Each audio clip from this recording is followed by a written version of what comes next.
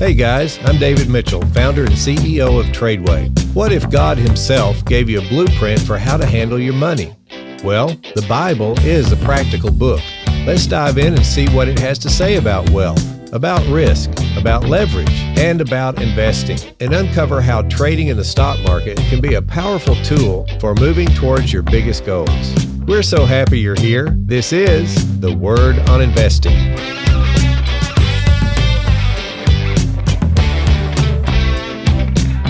Hey guys, welcome back to the podcast. Listen, if you're new to trading, we've got an awesome free gift for you. Just go to TRADEway.com/steps and check it out. Today I want to talk about debt from a little bit different point of view. And this is going to be more practical, and I think it'll be a real eye-opener for you. So let me review just a little bit about some of the things the Bible says about debt, because it's kind of surprising. You know, we hear a lot of voices out there today that speak almost as if debt is just a sin. You know, it's just something you should never do, is borrow money. And I don't know if anyone ever says never do it, but they really discourage it a lot of times. And you have to remember that a lot of those people who are teaching are really good and have helped the country a lot. But they're talking about individuals, not businesses, for one thing. So keep that in mind. Now, when you want to take a look at what the Bible actually teaches about it, does it say that debt is a sin? Actually, it doesn't. So I'm going to read a scripture from Deuteronomy chapter 15, verse 6, and just listen to this and see what you think it's actually saying, okay? What is the Lord saying to us?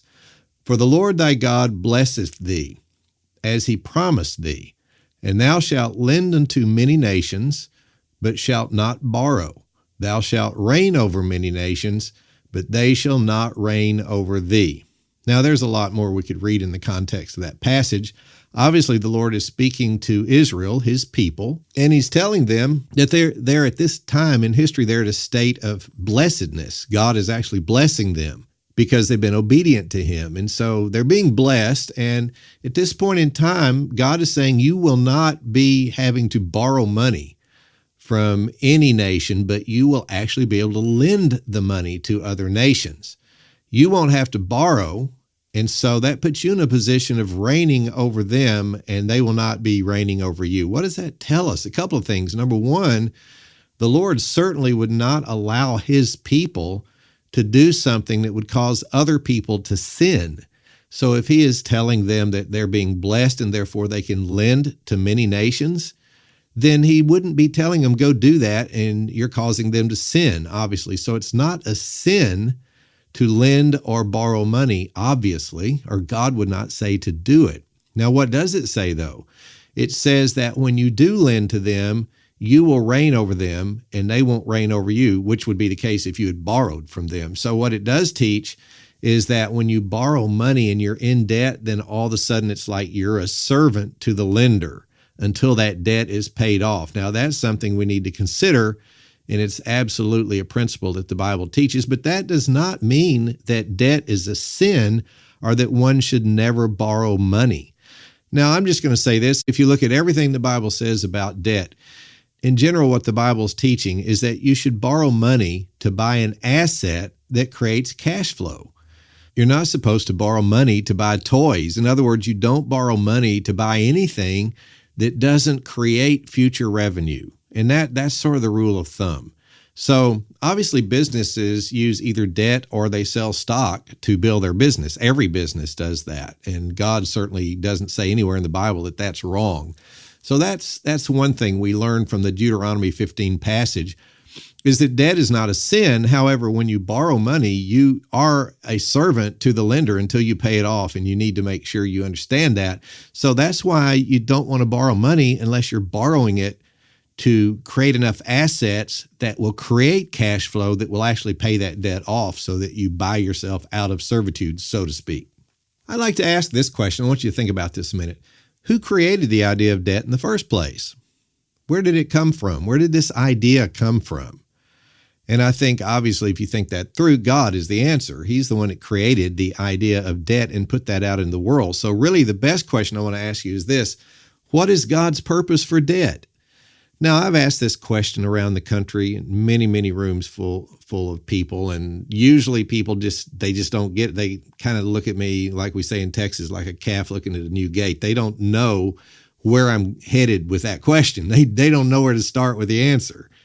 And really, I can understand that, because it was with years of Bible study that allowed me to see this, that really the answer is there.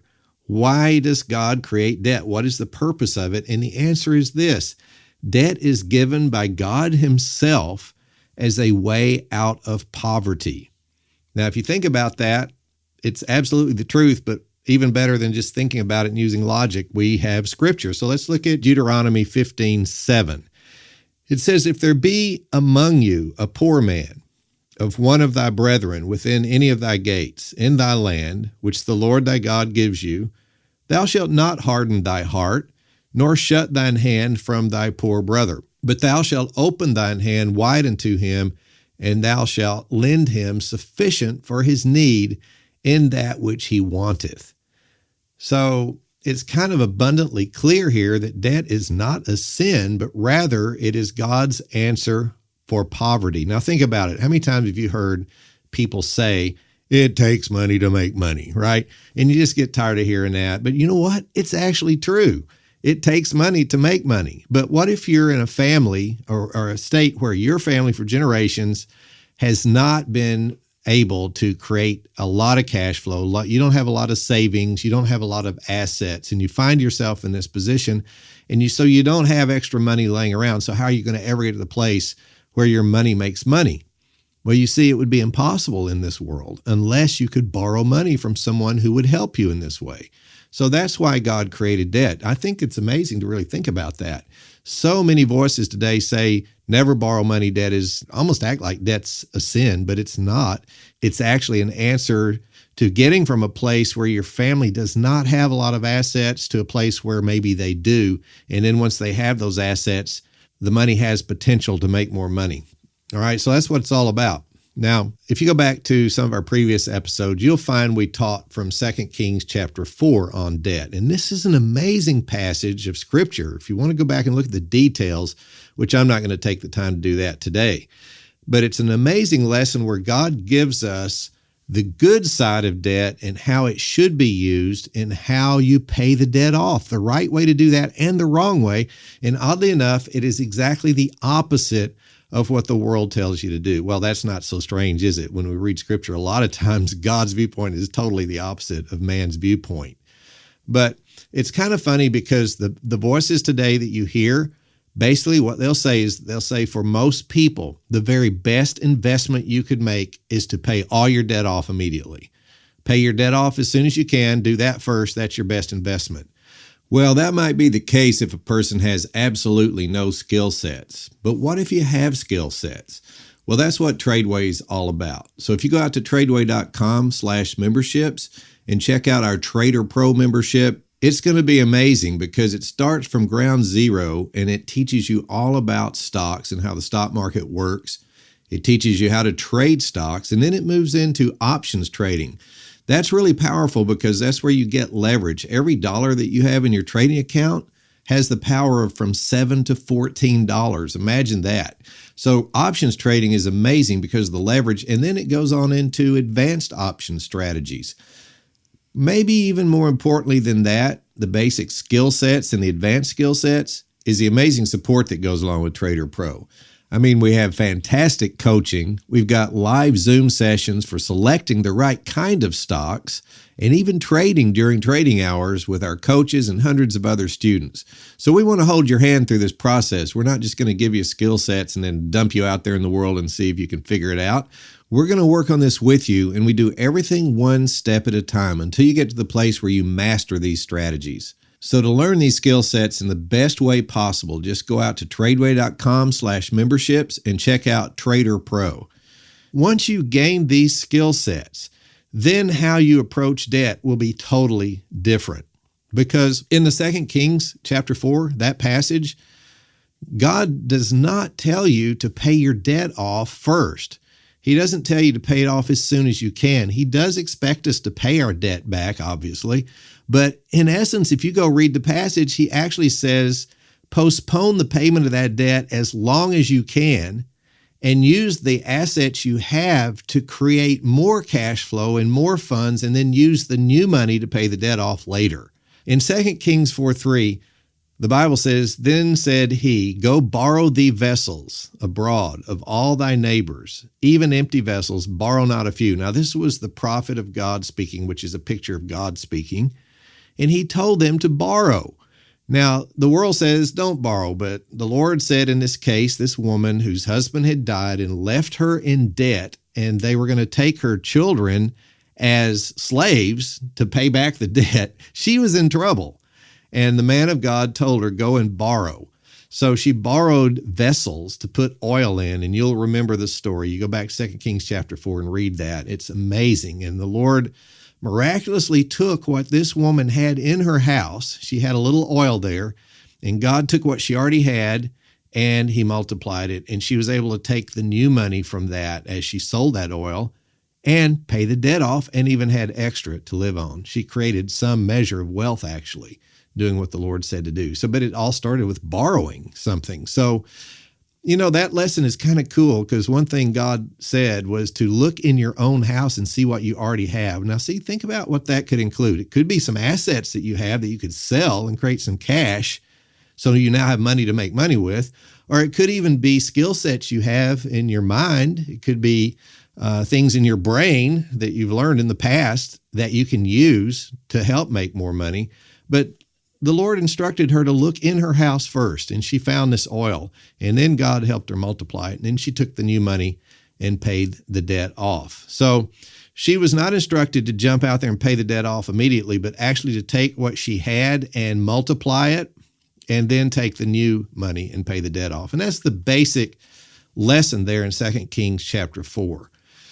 Now, what I want to talk to you a little bit about is how can we take that information and turn that into something practical that teaches us why it's important to understand this. Now, remember, the lesson is don't take your assets and use them to pay your debt off so that you have nothing. Because think about it, if you do that, you have no assets left, no funds left to earn new money with. It's gone. So maybe you're debt free, but you're broke, right? So the principle is don't get in that place. Take the assets you currently have and learn to multiply those. Let me just ask you a couple of questions. Just what if, okay?